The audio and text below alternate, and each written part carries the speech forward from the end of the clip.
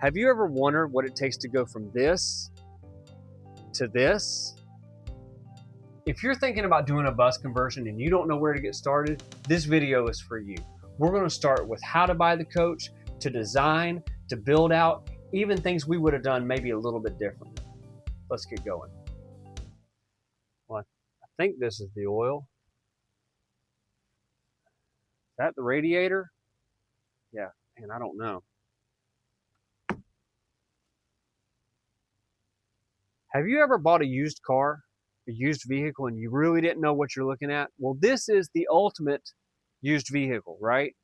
And people ask me all the time, where did you find this? Well, where do you find everything good nowadays? Is Facebook Marketplace. But I will say beware of that. Unless you know what you're looking for, such as rust and different components on this coach, Facebook Marketplace is probably not the place for you. You probably want to go to a broker such as Smart Choice Coach Sales or Chillax Industries. I will put the links in the description because those brokers can guide you through the coach buying process a little bit better. I did find this coach on Marketplace. It was a good buy, good find. But with any coach or anything you buy used, you're going to have to just stay on top of things. I've already replaced radiator hose, lost all the coolant. I've already changed the oil. I've changed a brake drum, the air brake cylinder. You just, when you buy used, there's just stuff going to have to look at, right? So anyway, get with somebody. If you don't know, take a buddy that knows coaches, knows diesel motors, because as you saw back in the back, there is a lot going on back here. There is a lot that if you don't know about turbos and basically semi-truck motors, you can get yourself in tens of thousands of dollars worth of weeds really quickly. Just to sum that up, basically when you're buying a coach, you need to know what you're looking at or get somebody involved. So unless you have CAD or house plan software, you're probably going to be doing like me and drawing on Notepad or maybe a graph paper. I've been doing it for about 20 years, just drawing, okay, well, what do I want? What are the goals? Talking with the wife, how do we want to lay this out? For some people, it may be a king or queen set bed in the back. And then other ones, it may be, well, for us, we want 4 bunks and we want 4 closets. Regardless of what your plan is, I would bet a lot of money that it's going to change. But having a good plan is essential. So hold it loosely. Now let's have a real conversation about design. Let's talk about the things that I had to change in my coach to make things work. We're going to start in the back here, and we're going to have a real conversation. And this was going to look like this. What did we have to do? What did we have to change? And y'all know that we're 90% done with this. I have not closed that wall off, mainly because we don't have the hot water heater and I can't check the leaks. We right now are makeshift curtains. We saved the actual coach curtains, but they're not really curtains. They're more like window shades. So we're still trying to figure out what to do with that. Some of it's, just to be honest with you, the expense of it, and we can make do for now. But let's talk about build out and design. How do you start with a coach? How do you build a coach out? Well, you start from the back. At least that's the way my dad did both of his, and it's what makes sense to me, is you start at the back, because if you started at the front, y'all hear it out. If you start at the front and you get all your stuff and you get back here, well, guess what?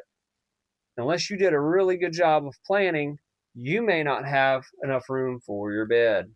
So for us people that maybe are not, as type A and like have it all down to a T, the best thing to do is start in the back.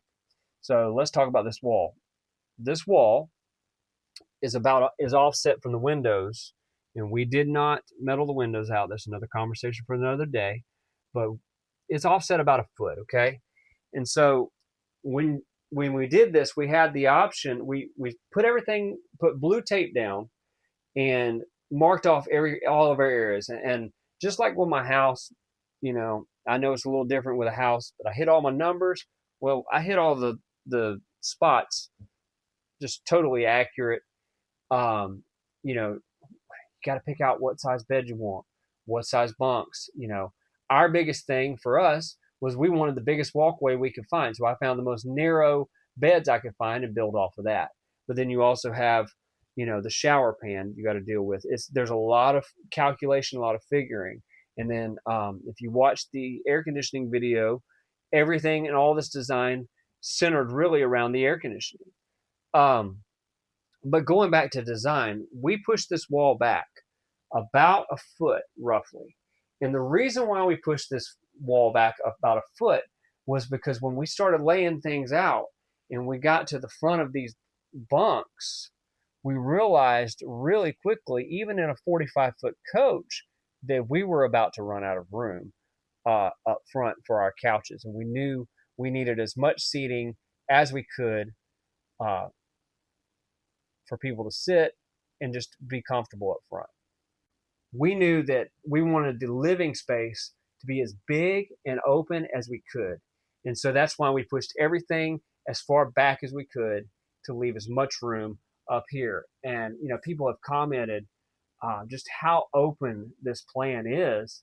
And the only reason why, sorry about the finger, the only reason why it's open like it is because we designed it that way. Everything was centered around as wide of a walkway, because one thing we were worried about is just having a non-slide coach and really having space, because we've had campers and we have a camper with a slide out. So having a non-slide coach, we really our absolute aim, shut that cabinet. Our absolute aim was to leave as much walkway as we could. And I really do believe we did it. So design stuff. Why hold things loosely, right? I'm going to show a picture of some plumbing, and the reason why I say that, but I know I showed this on the plumbing video, but stuff like that. Underneath that, and the way I had to get that little S-trap, and then dropping down into the holding tanks. If I would have dropped down right here, where that is, it would have hit frame and I believe an air valve. And even the pipe when that shower drain comes in here, I mean, guys, look at this. You ain't got a quarter inch, maybe 3/8 of an inch. But then behind this, I mean, that steel plate, stainless steel plate right there. And getting through that and seeing those wires, some of that's HVAC wires, you've got to really see all that. You got to work around all that, and that it's not difficult to do, but you got to be mindful of it. Did I mention to like and subscribe? The two biggest takeaways I think you need to take from this segment right here is, one, start at the back, work from the front, be flexible, and then also just get the big picture. And if you don't know what that is, I'm referring to actually the driving video I just did on safety. A really great video. I actually got on top of the coach. It was fun. But one of the rules of safety is stay back, get the big picture, see it all. And just take your time on these things, because it's going to take time. Show y'all a couple things real quick in my scrap pile. One, that is the floor as we get into this whole build out segment, and that's part of the HVAC. If you look at that's the chase I was talking about that is running on either side of the coach that we had to build around. Also got some aluminum. Man, I did not throw anything away, because you never know when you can use it. Let me show you an example. In our plumbing bay, this right here, let me flip it up for you to show you what it says. Trash. This was over by the trash can, by the toilet in the back of the original coach. I'll show you something else I did. That was for the water supply to fill up the water tank in the bathroom as well. I utilized both of those doors. I flipped this down, and you can dump my tanks out the bottom, and then that way you're actually not dumping your tanks, basically in there making a mess. Because I don't know if you know this, but holding tanks hold some pretty nasty stuff. We're gonna go back here to this open, really the only open section I have, besides maybe the closets. So look under here, guys. When you have um, an inch and a half floor, you can use some pretty decent screws. And I can tell you right now, my father-in-law come over here one day while I was working. He shoved on my wall. He said, "Man," he said, that wall's not going anywhere." And so you can do that, and then also up here, screw it in. And I want to show y'all something real quick about the build out segment, because you can actually still see, because I still got some trim to put up. That was the best trick slash thing that I learned, mainly from YouTube videos. But actually, a friend of mine come over and he was like, "Oh, that's how you should do it." And what it is using furring strips in the ceiling. I'm gonna see if I got some pictures. We'll show some different pictures, but using furring strips to actually nail and adhere these ceiling panels and stuff up. And also that way you can get your wall, square and centered and in place. And I can tell you right now, guys, none of my stuff's going anywhere. It's all 2 and 3 inch screws. And yeah, one other thing I do want to mention is ceiling height. When we did the build out on this thing, one thing that was actually just kind of a big deal for us was um, ceiling height, right? So when you do the furring strips up here, if you fur it out with anything bigger than, maybe half inch, what I did was I took a piece of half inch plywood and I stripped it out like that. I stripped it and then actually screwed it in to the frame. So there are strips going down the bus and, where you can screw all this stuff in, right? And that's how I did that. But if you take a half inch strip, that also leaves just enough room for the wiring for the lights and these little puck lights. Everything works out perfect. Half inch strip, that was great. That was probably the best thing as far as, buddy of mine said, "Hey, why don't you do this?" And I'm like, "Yes." And it was a little cheaper to actually cut up the plywood than to go any other route. So, but the biggest thing is ceiling heights, because in a seated coach versus a actual entertainer coach, you have a couple more inches. I think it's like 77 to 82, 5 or 6 more inches. This coach is actually, it's a standard height of a coach bus. You are lacking a little bit in height. So I couldn't really build the floor up, and I couldn't really drop the ceiling down. So I tried to keep the height as best I could. Sit in my favorite seat to have this little conversation. Uh, what what would we do different? Well, what I did, I am not a script guy, as you can probably tell. I'm just not shooting off the cuff. I've thought about these things and I have a lot to say, but I also don't want to bore you and lose you. So therefore, I try to make this stuff as concise as possible. But what I didn't say in the beginning is a lot of this pre-planning, all this stuff, it comes down to money and just taking your time. But money is a big deal, like figuring that side out of it, right? Um, what would I do differently? Probably it all falls back on money, but also time. We built this coach in about 8 months. We're not done. We're mostly done. So stick around, subscribe, and you're going. There's gonna be more videos on. I'm sure a little build out stuff here and there, outdoor kitchen I want to build and stuff. But ultimately, I had a goal. Bought the coach in September, and I had a May vacation that we were going to Kentucky. We're going to Kentucky regardless. I wanted to go into coach. We did. We made it happen. It all worked out. It was an amazing, fun trip. Um, but what would I do differently? Taking my time a little bit more, maybe, but taking my time in regards to like some of the money stuff, like doing some more techie type stuff, right? They've got some automation type stuff that I can still do. I've made chases and wouldn't be that hard to do, but automation type stuff, that was, one of the big things. Also sound deadening.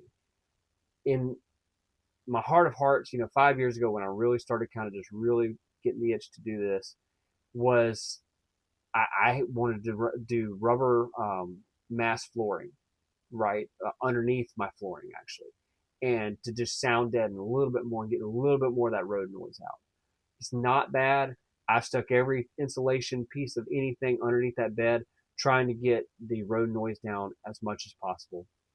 So it's not bad. In my opinion, it's better than any bus I've been in. My dad's 2 buses, boy, that wind noise, especially from that door, um, whole jeez, it was just rough. This coach is not like that. It's, these Prevost are, it's like they're a dream. They really are. And it is, I'm living this dream. And if you want to know the why of why I did all this, it's family. It's time with my kids. I made a video on that. Check it out. So let's have the hard conversation now. One, kind of like the money conversation that I keep telling y'all I'm gonna do the video, and I just haven't done the video. Right?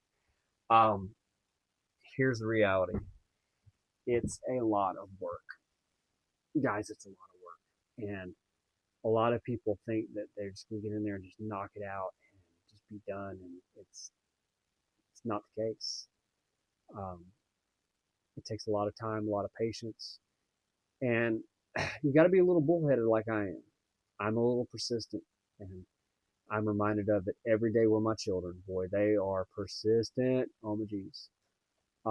Which can be a strong suit, but it also can be just a something that can hinder you. Um, that's why you just got to let the Lord just refine you every day. So, um, I think people jump into these things. One, either they lose it, they realize it's going to take a while, they lose interest, they don't maybe have the finances to really just pour into these things, or they don't have maybe the know-how. I don't know that the know-how is a problem, because if you look on YouTube, right, you can find anything. You can find dumb videos that I have made that will, kind of talk about things, and I'm an open book. Ask me the question, comment, like, get. I made an email just for YouTube because I love helping people. I love teaching people, having conversations. That's why I started this conversation today. I really just wanted to talk about, hey, how do we even buy this thing? I mean, like, what did we do, right? Um, anyway, if you have any thoughts, comments, concerns, and or otherwise, just comment, like. Really would love for you to like it. The algorithm seems to have been not so favorable to me lately, based on the last video. Either that or nobody cares about safety. But after some recent highway incidents, I think we all need to be worried about safety. So anyway, thank you guys for joining along, and like and subscribe, because the journey is only beginning.